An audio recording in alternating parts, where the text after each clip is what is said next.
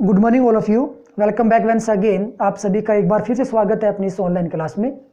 बच्चों, अंतिम क्लास में अपनी बात कर रहे थे लेसन नंबर 13 की, जिसके अंतर्गत हमने लेसन के बीच में बनने वाले थ्योरेटिकल क्वेश्चन और न्यूमेरिकल्स को देखा था। उसके बाद अपने बात कर रहे थे लेसन नंबर 13 के एग्जाम्पल्स की, और कुछ एग्जाम्पल्स हमने कर भी लिए थे।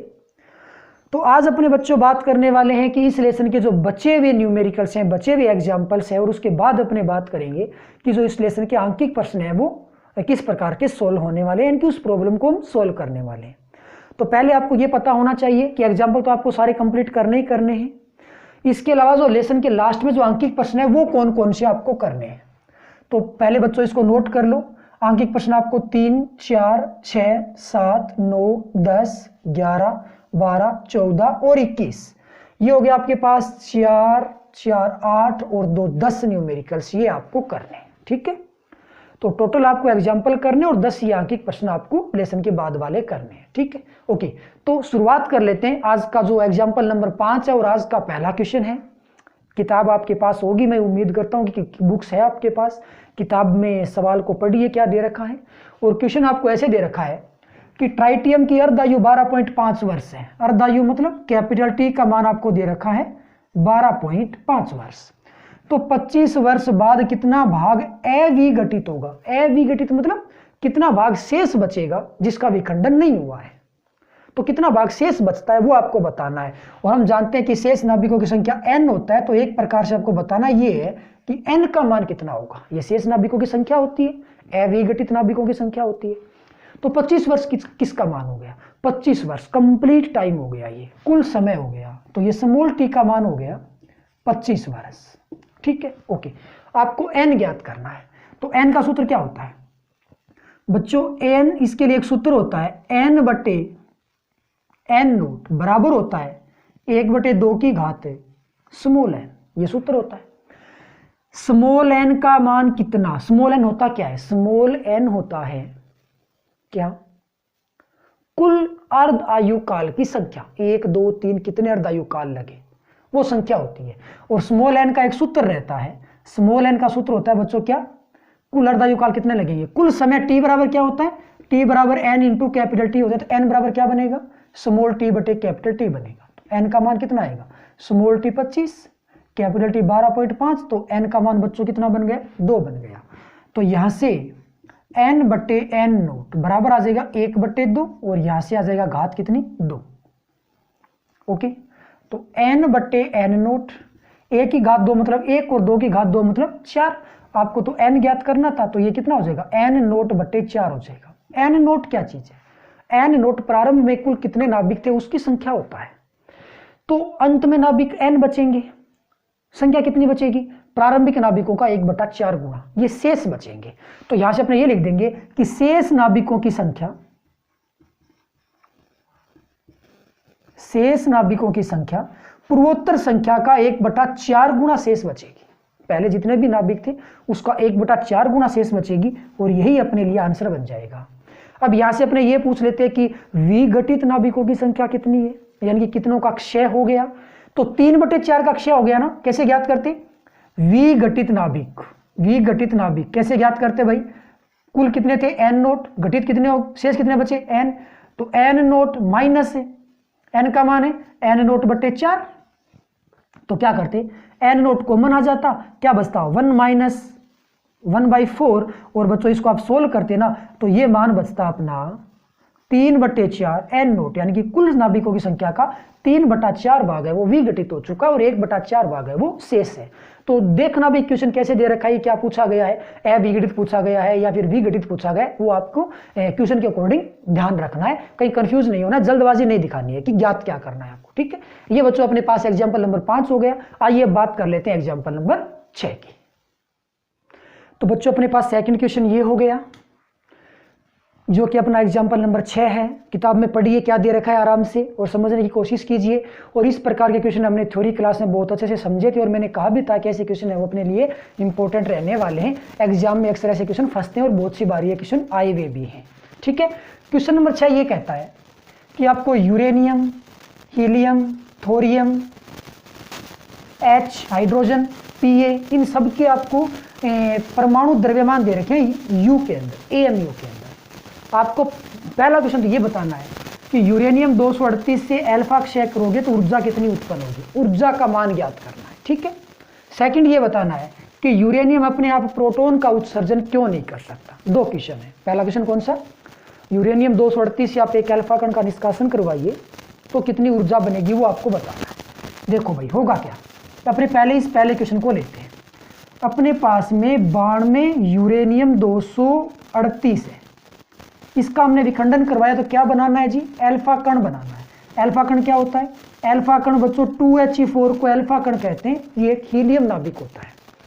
जब इससे अल्फा कण निकलेगा तो फिर और क्या बच गया, 92, 2 यहाँ पे आ गया, 90 नंबर बचा, और 90 नंबर पे कौन होता है, थोरियम होता है। तो ये अपने पास तत्व बचेगा 90 थोरियम 234। तो ये समीकरण काम आएगी अल्फा क्षय के लिए।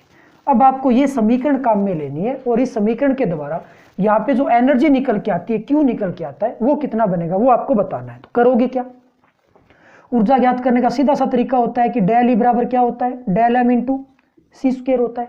आपको डेल एम चाहिएगा, डेल एम कैसे निकालते हो, अभिकारक का कुल द्रव्यमान, उनमें से उत्पाद के द्रव्यमान घटा दीजिए तो डेल एम आ जाएगा। तो डेल एम की समीकरण अपने सामने क्या आ जाएगी, अभिकारक कौन है, 92 यूरेनियम है, द्रव्यमान किसका देखना है, यूरेनियम का देखना है, ठीक है। इसमें से घटाओगे किसका द्रव्यमान, थोरियम और हीलियम का। तो द्रव्यमान किसका घटाओगे, एक तो थोरियम का घटाना है और किसका घटाना है, हीलियम का, यानी कि अल्फा कण का घटाना है। तो अभिकारक में से दोनों के द्रव्यमान को आपने माइनस कर दिया तो डेल एम निकल के आ गया। तो प्यारे बच्चों डेल एम कितना आएगा, यूरेनियम का द्रव्यमान 238.0507, ये यू में है भाई, ये 4 नहीं है, माइनस थोरियम का 234.0436, माइनस अल्फा कण का कितना है, कहाँ गया है अल्फा कण, ये रहा। अल्फा कण का है बच्चों 4.0026, ये सारे के सारे मान किसमें, यू में, यानी कि AMU में। अब इसका आप जोड़ बाकी कीजिए तो आपको डेलम कितना देखने को मिलेगा, 3438, तो ये आपको देखने को मिलेगा बच्चों 0.0045, किसमें, AMU में देखने को मिलेगा, ठीक है। अब आपको ज्ञात करना है कुल ऊर्जा, तो डेल ई का मान आ जाएगा बच्चों del M into C square. तो डेल एम का मान कितना था, 0.0045, ये रहा। सी स्क्वेयर कितना होता है, ये यहाँ पे बच्चों AMU है, इंटू में आपका दे रखा है C square. AMU into C square क्या होता है, 931.5 होता है। तो यहाँ से डेल ई का मान कितना बनेगा, 0.0045 इंटू 931.5, चाहो तो 931 रख सकते हो, लगभग मान आ जाएगा। और इसका मान निकल के कितना आ जाएगा, फिर इसका मान आ जाएगा 4.25 मेगा इलेक्ट्रॉन वोल्ट। इसका जो गुणा भाग करोगे ना वो इतना मान आएगा, और मात्रक क्या रहेगा इसका, मेगा इलेक्ट्रॉन वोल्ट रहेगा। ये आपका क्वेश्चन सोल्व हो गया, वेरी इजी है। डेल एम ज्ञात किया, डेल ई आ गया। आगे क्वेश्चन ये दे रखा है कि 92 यूरेनियम 238 है, वो स्वतः ही प्रोटॉन का उत्सर्जन क्यों नहीं कर सकता। जब भी अपने विखंडन करवाते हैं यूरेनियम का, उससे स्वतः ही प्रोटॉन क्यों नहीं निकलता। प्रोटॉन क्या होता है, प्रोटॉन 1H1 होता है, प्रोटॉन 1H1 होता है। तो इस कण का, यह हाइड्रोजन हो गया एक प्रकार से, इस कण का निष्कासन क्यों नहीं हो सकता। यदि इसका निष्कासन होता तो समीकरण क्या बनती, 92 यूरेनियम 238 निष्कासित करवा दो 1H1 को, तो यहाँ पे क्या बचेगा, 92 में से एक यहाँ पे आ गया, 91 वाला बचेगा, कहाँ गया 91, ये रहा PA बचेगा बच्चों, पॉलीएक्टिनियम बचेगा आपका 91, PA 237, ये समीकरण उस समय काम आएगी फिर यदि प्रोटॉन का निष्कासन होता है तो। अब अपने डेल एम ज्ञात करने की कोशिश करें तो डेल एम कैसे ज्ञात कर सकते हो इस समीकरण के लिए, बात हो रही है दूसरे क्वेश्चन की। इसका द्रव्यमान अभिकार के द्रव्यमान में से उत्पाद के द्रव्यमान को घटा दो, इसका द्रव्यमान कितना है, इसका द्रव्यमान है बच्चों 238.0507, घटाना किसका है 1H1 का, कहाँ है ये रहा 1.0078, और किसका PA पॉलीएक्टिनियम का घटाना साथ में 237.0512। अब इसको यदि आप गुणा भाग करते हो ना तो बच्चों आपका मान माइनस में आता है 0.0082, और AMU कह दो या U कह दो, द्रव्यमान क्षति है वो नेगेटिव में प्राप्त होती है आपको। और नेगेटिव में कोई भी अभिक्रिया होती हो, चाहे उसमें संलयन होता हो चाहे उसमें विखंडन होता हो, हम ये जानते हैं कि द्रव्यमान क्षति हमेशा आपको धनात्मक ही प्राप्त होती है। द्रव्यमान में क्षति अवश्य होती है, कभी भी द्रव्यमान में क्षति वो नेगेटिव नहीं मिलती। और यदि यूरेनियम एक 1H1 का निष्कासन करता तो उस केस में आपको द्रव्यमान क्षति नेगेटिव में प्राप्त होती है, जो कि पॉसिबल ही नहीं है। अतः हम ये कह सकते हैं कि यूरेनियम जो भी अपने पास नाभिक है वो प्रोटॉन यानी कि 1s1 का स्वतः ही विखंडन नहीं कर सकता है। ये अपने पास एग्जाम्पल कंप्लीट हो गए। अब अपने बात करेंगे आंकिक प्रश्नों की बारी बारी से। तो आइए अपने बात कर लेते हैं बारी बारी से सभी आंकिक प्रश्नों की। तो बच्चों अपने पास क्वेश्चन नंबर 3 और साथ में मैंने लिख दिया क्वेश्चन नंबर 4। 3 में तो क्या बोला गया है, एक नाभिक है 7n14, नाइट्रोजन एक नाभिक है, उसके बंधन ऊर्जा मेगा इलेक्ट्रॉन वोल्ट में बतानी है। क्वेश्चन नंबर 4 में क्या बोला गया है, फेरस एक नाभिक है 26, फेरस 56, उसकी बंधन ऊर्जा मेगा इलेक्ट्रॉन वोल्ट में बतानी है। चौथे का ही दूसरा पार्ट है 83 बिस्मिथ 209, इसकी भी बंधन ऊर्जा आपको मेगा इलेक्ट्रॉन वोल्ट में बतानी है। यानी कि 3 नाभिक है, एक न्यूट्रॉन है, एक फेरस है, एक बिस्मिथ है, तीनों की बंधन ऊर्जा आपको मेगा इलेक्ट्रॉन वोल्ट में बतानी है। मतलब यदि आपको कोई भी एक आता है तो मतलब आपको तीनों आते हैं, सीधी सी बात है। तो मैं आपको क्वेश्चन नंबर 3 बताऊंगा, ये 4 नंबर क्वेश्चन आप खुद से करोगे। हालांकि ऐसे क्वेश्चन हम पहले बहुत सारे कर चुके हैं, बार बार हमने टेस्ट में भी इंक्लूड किए हैं इसको। चलिए फिर भी मैं एक बार आपको रिवाइज कर देता हूं कि ये कैसे निकल के आएगा। तो यहां से एक नाभिक का निर्माण होता है। देखो थोड़ी देर पहले हमने बात की थी एग्जाम्पल 6 में, एक समीकरण बन रही थी। समीकरण के लिए ऊर्जा निकालना आपने सीख लिया था, अभिकारक का द्रव्यमान माइनस उत्पाद का द्रव्यमान, वो तो ज्ञात हो गया था डेल एम, और डेल एम को सी स्क्वायर से गुणा किया तो आपके लिए डेल ई आ गया था। समीकरण बनती थी तब तो वो तरीका लागू होता था। और यदि एक नाभिक का निर्माण होता है तो बच्चों यहां से डेल एम कैसे ज्ञात होगा, फिर वो सूत्र लगता है नाभिक के लिए जेड एम पी प्लस ए माइनस जेड एम एन और माइनस कैपिटल एम, ये जो भी नाभिक दे रखा है ये सूत्र वहां पे प्रभावी हो जाएगा। नाभिक दे रखा है तब तो ये सूत्र लगता है, समीकरण दे रखी है तब तो कोई झंझट ही नहीं है, सीधी सी बात है, अभिकारक का द्रव्यमान माइनस उत्पाद का द्रव्यमान, नो टेंशन। ओके, अब 7n14 की बात करें तो जेड प्रोटॉन संख्या, इसमें प्रोटॉन संख्या कितनी है 7 है, ए माइनस जेड, ए कितना है 14, जेड कितना है 7, तो ए माइनस जेड कितना होगा 7 बचे 7। मास ऑफ प्रोटॉन 1.0078 अप्रोक्सीमेट मान एएमयू में होता है, ए माइनस जेड भी 7 बचेगा, एमएन का मान 1.0086 होता है। ये आपको याद रखने हैं, मास ऑफ प्रोटॉन और मास ऑफ न्यूट्रॉन, द्रव्यमान और किसके द्रव्यमान, प्रोटॉन और न्यूट्रॉन के द्रव्यमान एएमयू में कितने होते हैं आपको याद रखने चाहिए। हालांकि एक नंबर में सीधा मान भी पूछ सकता है कि न्यूट्रॉन और प्रोटॉन का एएमयू में द्रव्यमान बताइए। माइनस में हो जाएगा न्यूट्रॉन का द्रव्यमान, ये दे रखा है 14.0030, और ये सारे मान किसमें बच्चों, यू में। अब इनका आपको गुणा भाग करना है, गुणा भाग आपको करना होगा, गुणा भाग करने पे 0.1123 एएमयू कह दो या यू कह दो, ये आपके लिए डेल एम निकल के आ जाएगा। अब यदि ये डेल एम निकल के आ गया तो अब आप आसानी से डेल ई का मान ज्ञात कर सकते हो। क्या करोगे, इसका गुणा करो, इसका गुणा करो, फिर इन दोनों को जोड़ो, फिर इसको घटा दो, मान इतना आएगा। तो डेल ई बराबर क्या होता है, डेल एम इंटू सी स्क्वायर होता है। तो डेल ई का मान कितना आएगा 0.1123 इंटू ये आपका एएमयू है, क्या है एएमयू इंटू सी स्क्वायर, एएमयू इंटू सी स्क्वायर किसके बराबर होता है 931 के बराबर। अब 931 मात्रक क्या रहेगा 931 मेगा इलेक्ट्रॉन वोल्ट इसका मात्रक हो जाएगा। सिंपल सी बात है, देखो एक्स्ट्रा हमने कुछ नहीं किया, जो हम जानते हैं पहले से वही हमने काम किया है, और मान ज्ञात करोगे तो 104.7 मेगा इलेक्ट्रॉन वोल्ट इसका आंसर आ जाएगा। कोई मुश्किल काम नहीं था, इस क्वेश्चन को हम बार बार कर चुके हैं।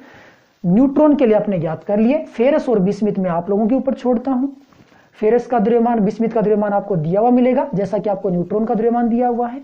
बस आपको पता ये लगाना है कि फेरस में कितने प्रोटॉन और कितने न्यूट्रॉन है। फेरस में बच्चों प्रोटॉन है 26, न्यूट्रॉन कितने 56 में से 26 घटा दो भाई 30 न्यूट्रॉन है। बिस्मिथ की बात करें तो 83 प्रोटॉन है और न्यूट्रॉन कितने 209 में से 83 घटा देना, वो आपके न्यूट्रॉन बनेंगे। तो क्वेश्चन नंबर 4 है वो आप खुद से सोल्व करोगे। क्वेश्चन नंबर 3 मैंने करवा दिया, सेम दोनों डिट्टो हैं और बार बार इस प्रकार के क्वेश्चन हमें कर चुके हैं ऑफलाइन क्लास में। और ये फेरस वाला तो हमने कई बार टेस्ट में इंक्लूड किया है, क्योंकि ये पीछे के एग्जामों में बार बार आता रहा है। ठीक है, ओके। तो अब अपनी बात करते हैं बच्चों नेक्स्ट क्वेश्चन की। 3 और 4 हो गए, नेक्स्ट क्वेश्चन की बात कर लेते हैं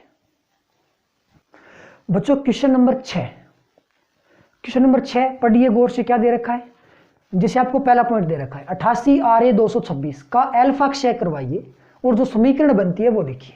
आपको बहुत सारे 7 पॉइंट दे रखे हैं, 7 समीकरण आपको बतानी है। जैसे 15 फास्फोरस 32 का बीटा माइनस क्षय करवाइए, समीकरण क्या बनेगी, समीकरण बताइए।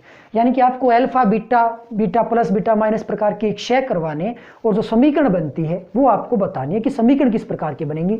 इस प्रकार के इस बार क्वेश्चन आने की बच्चों प्रबल संभावना है। मुझे लगता है कि इस प्रकार का एक क्वेश्चन जरूर फंसेगा, क्योंकि ये 1 नंबर में अच्छा क्वेश्चन बनता है और इस प्रकार का पैटर्न ही ऐसा ही है इस बार का कि 1-1 नंबर के क्वेश्चन ज्यादा आने वाले हैं। तो समीकरण आपको बहुत अच्छे से आनी चाहिए। जैसे अपने बारी बारी सबकी बात कर लेते हैं। 88 RA 226 है, इसकी समीकरण क्या बनेगी, 88 RA 226 क्या करवाना है हमें, अल्फा क्षय करवाना है। अब अल्फा क्षय, अल्फा होता क्या है, अल्फा होता है हीलियम नाभिक 2He4 होता है। तो यहां से आप 2He4 करोगे, ठीक है। तो यहां पे बच्चों बचेगा क्या, 88 में से 2 तो यहां पे आ गया, कितना परमाणु क्रमांक बचा, 86। अब 86 पे Rn होता है, 226 में से 4 यहाँ पे आ गया, यहाँ पे कितना बचा, 222 बचा। लो जी, ये आपके सामने पहली समीकरण आ गई। 88 RA 226 का अल्फा क्षय करवाओगे तो आपके सामने समीकरण है वो ये बनेगी। यानी कि हमने ये क्या करवा दिया, अल्फा क्षय करवा दिया, ठीक है। इस प्रकार की आपको बहुत सारी समीकरण तैयार करनी है। जैसे 94 PU 242 का अल्फा क्षय करवाना है, समीकरण क्या बनेगी, 94 PU 242। बच्चों ये PU RA RN क्या होते हैं, आई एम सो सॉरी मुझे नहीं पता ये क्या होते हैं। आवर्त सारणी देखिए, केमिस्ट्री की बुक उठाइए और देखिए कि कौन किसको रिप्रेजेंट करता है, ठीक है। तो बस आपको ये याद भी रखना है कि 88 का परमाणु क्रमांक क्या होता है, 86 का क्या होता है, 94 का क्या होता है, 93 का क्या होता है, ये बच्चों आपको याद रखने पड़ेंगे। या फिर केमिस्ट्री में आप लोगों ने कोई ट्रिक पढ़ी है इनको याद रखने की, तो आप अपनी सहूलियत के हिसाब से देख सकते हो, ठीक है। अब जैसे इसकी बात करें, 94 PU 242 है, क्या करवाना है, अल्फा क्षय। अल्फा क्या होता है, 2He4 होता है। अब 94 में से 2 तो इसको मिल गया, तो बच्चा परमाणु क्रमांक कितना, 90। अब 90 पे कौन होता है, थोरियम होता है, थोरियम। और 242 में से 4 यहाँ पे आ गया, तो बच्चों यहाँ कितना बचा, नहीं सॉरी 94 में से 2 गया ना, 92 बचेगा। और 92 पे कौन होता है, 92 पे यूरेनियम होता है, यूरेनियम 238। लो जी, ये दूसरे वाले केस की समीकरण बन गई, ये वाली समीकरण दूसरे वाले केस की है और ये अपने सामने पहले वाले केस की समीकरण थी। समझ पा रहे हो क्या करना चाहते हैं हम इस क्वेश्चन में। तीसरा पॉइंट, 15 फास्फोरस 32, इसकी समीकरण बनाना, बीटा माइनस क्षय करवाना है। 15 फास्फोरस 32, बीटा माइनस का मतलब क्या हो गया, बीटा 2 प्रकार का होता है, बीटा माइनस और बीटा प्लस। बीटा माइनस मतलब इलेक्ट्रॉन निकालना है और बीटा प्लस मतलब पॉजिट्रॉन निकालना है, प्रोटॉन नहीं निकालना, पॉजिट्रॉन निकालना है। तो बीटा माइनस का प्रतीक चिन्ह क्या होता है, बीटा माइनस का प्रतीक चिन्ह होता है बच्चों -1 B0। और बीटा +1 का क्या होता है, +1 का होता है +1 बीटा 0, ये होता है, ठीक है। चलिए भाई बीटा माइनस क्षय करवाते हैं, यानी कि -1 बीटा 0। अब यहाँ पे 15 है, -1 हो गया, तो यहाँ पे कितना बनेगा, 16 नंबर बनेगा ना, क्योंकि इन दोनों का जो योग है ना वो इसके बराबर होना चाहिए। जैसे 92 और 2 कितना है, 94, 86 2 कितना है, 88। तो 16 और -1 कितना होगा, 15 होगा। अब 16 नंबर पे कौन आता है, 16 पे तो सल्फर आता है। तो यहाँ पे 32 का 0 यहाँ पे हो गया, मान कितना हो गया, 32। तो ये तीसरे वाले की समीकरण निकल के आ चुकी है। इसी प्रकार से अपने चौथे वाले की बात करें, 83 20 210 की बात करें, तो इसकी समीकरण कैसे बन जाएगी, 83 20 210 समीकरण बनाओ। बीटा माइनस क्षय करवाना है, सेम कंडीशन है, -1 बीटा 0। तो क्या होगा, यहाँ पे फिर अपने पास 84 आएगा, क्योंकि 84 और -1 कितना होता है, 83 होता है। अब 84 नंबर पे कौन आएगा, 84 पे बच्चों PO होता है। 210 था, 0 इसको मिला, यहाँ पे कितना बचेगा, 210 ही बचा रहेगा। ये लो चौथे की समीकरण तैयार हो गई। इसी प्रकार पांचवें की बात करें, 6C11 कार्बन परमाणु है भाई, 6C11 क्या करना है, बीटा प्लस करवाना है। बीटा प्लस तो +1 और ये हो गया बीटा और 0। यहाँ पे 6 था, यहाँ पे 1 आ गया, यहाँ पे कितना बचेगा 5, क्योंकि 5 और 1 कितना होता है 6। अब 5 नंबर पे कौन होता है, 5 नंबर पे तो बोरोन होता है। 11 में से 0 इसके पास है, कितना बचा, 11 बचा। लो जी, छठे वाले की समीकरण तैयार हो गई। समझ पा रहे हो ना क्या हो रहा है यहाँ पे। 43 TC 97, इसकी समीकरण को देखते हैं। 43 TC 97 क्या करना है, बीटा प्लस करवाना है। बीटा प्लस क्या होता है, +1 बीटा 0 होता है। यहाँ पे 43 है, यहाँ पे 1 आ गया, 1 आ गया तो बच्चों यहाँ पे कितना बचेगा 42, और 42 पे होता है MO 97 का 0, यहाँ पे कितना होगा 97 होगा। ये कंडीशन हो गई। अब फाइनली सातवां देखिए, सातवां क्या है? सातवां ये कहता है कि 54 जीनोन 120 है, 54 जीनोन 120 है, ठीक है। इलेक्ट्रॉन पर ग्रहण, इलेक्ट्रॉन ग्रहण, बस इसको समझ लो, इलेक्ट्रॉन का ग्रहण किया जा रहा है, इलेक्ट्रॉन इसके द्वारा ग्रहण हो रहा है, यानी कि इसमें एक इलेक्ट्रॉन आकर के जुड़ रहा है, -1e0 इलेक्ट्रॉन होता है, -1e0 एक इलेक्ट्रॉन आकर के जुड़ रहा है। तो कुल कितने हो गए 54 - 1, कुल कितने हो जाएंगे यहाँ पे 53 हो जाएंगे। 53 पे होता है बच्चों आयोडीन, और 120 और 0 यहाँ पे कितना बचेगा 120 बचेगा। ये हो जाएगा अपने पास इलेक्ट्रॉन पर ग्रहण, यानी कि सातवां वाला केस, ठीक है। तो ये अपने पास क्वेश्चन नंबर 6 था, जिसके मोस्टली 7 पार्ट थे, जिसको हमने बारी बारी से देख लिया। और ये सारी समीकरण बच्चों आपको अच्छे से आनी चाहिए, समीकरण कैसे बनते हैं वो आपको पता होनी चाहिए। तो बच्चों टाइम को देखते हुए आज अपने इतना ही बढ़ेंगे, क्योंकि काफी बच्चों की शिकायतें रहती है कि वीडियो लंबा होने के कारण हमारा नेट है वो खत्म हो जाता है। उनकी भावनाओं की कदर करते हुए अपने आज इतने ही बात करेंगे, और बचे हुए क्वेश्चन है उनको अपने कल इंक्लूड करने वाले हैं। तो आज के लिए बस इतना ही। Okay, bye, thank you.